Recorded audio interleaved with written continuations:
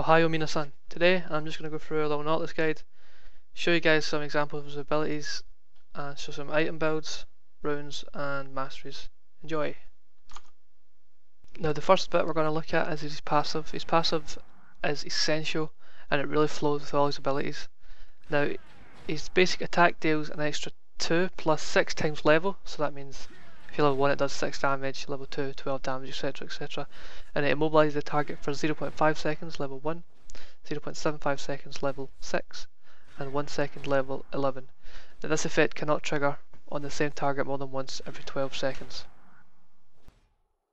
Ability we're going to look at is his Q.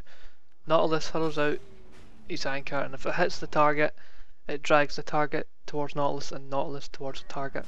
It can also hit terrain, which we'll go into a bit later on. So this is his main ganking tool, pre-6 especially. You really need to hit this. If you miss this, it's got a huge cooldown, so there's no way you're going to be able to use it in the same gank. You would have to go burn some time and come back. But it's such a huge ability. It doesn't do that great magic damage, but it's the fact that it pulls you towards the target and the target towards you, and just a depositioner. Those are amazing.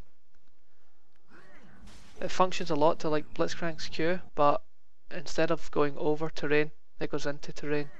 So as you'll see, it's really good for crossing the map and just getting to places quicker. It's got a very high range of 950, so you can do it from pretty far away. Next up is his W. This gives Nautilus a shield and it makes it deal damage over time to all enemies around him, and it makes his auto attacks hit in a cone in front of him. This is what really helps speed up Nautilus's clear time, but due to the fact it's got such a long cooldown is why it requires such a babysit at the start, because his first clear is super slow. When you're doing the wolf camp before the blue, you want to pop it at something like 135 because it lasts 10 seconds and it's not going to be up for this entire 10 seconds, so it's going to drop around like 143 or something because of the damage that you take from the wolves. And you just want to do it early because it's such a long cooldown and you want it to be up as fast as you can for doing the blue buff. When you start a gank as well, you also want to pop this to deal as much damage as you can, so you use your Q, then you read, and then you pop this. Next ability I'm going to look at is his E.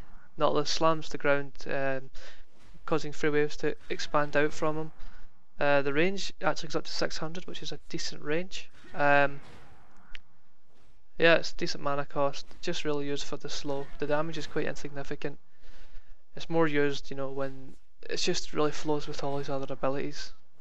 If you don't have a red buff, this is what you're going to use for your slow. It's just another form of CC. This guy's got ridiculous amounts of CC, by the way, if you didn't know. Next ability I'm going to look at is his last one. This is his R. It fires a shockwave under the ground that chases towards the target. It's got an 80-50 range, which is pretty good.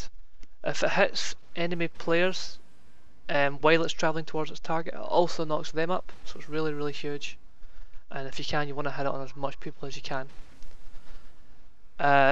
This doesn't stop chasing the person that's targeted, so they can flash, they can sprint, they can ghost.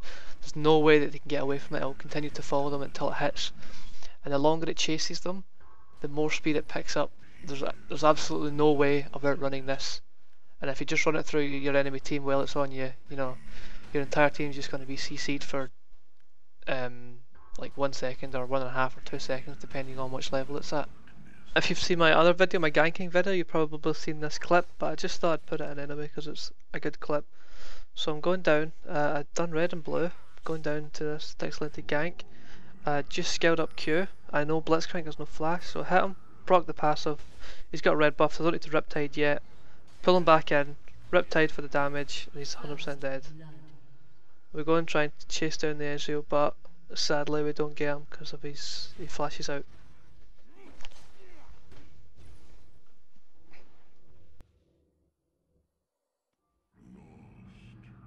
So in this next clip I'm going to gank my favourite lane, top lane. Level 3, I've got double buff. This just really shows the potency of how strong Nautilus ganks early is. So I hit him, my passive bugs or something, but I get the red buff on him, still doing damage. I got the Q off, snacking flashes for the kill, and we get first blood on top lane. Easy. This next clip was just after that top lane kill. I run down mid lane. Ahri ventures too close to the brush. I get it with my Q. She flashes, the passive procs on her, and she dies really easy. It's really good if you can hit your Q. It's much like Maokai, but Nautilus's power is really focused late game, whereas Maokai's is really focused early game. They're two very similar junglers, but you know, Nautilus is better for the entire, you know, all out kill this guy.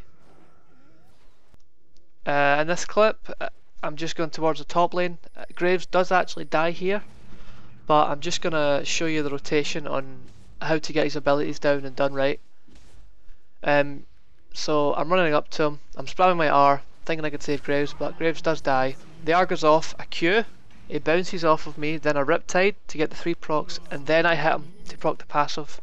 I did the Riptide first because the closer he is it does more damage, and I didn't need to use my passive because he was still stunned from the Q. So for runes I take attack speed reds. I take them because it helps me clear the jungle and it does more damage with W up. The armour should be self-explanatory on the yellows to take less damage from jungle minions and the enemy ADs.